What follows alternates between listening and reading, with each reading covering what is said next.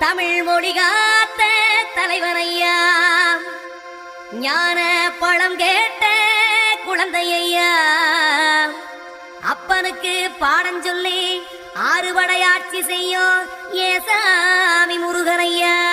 வெற்றிவே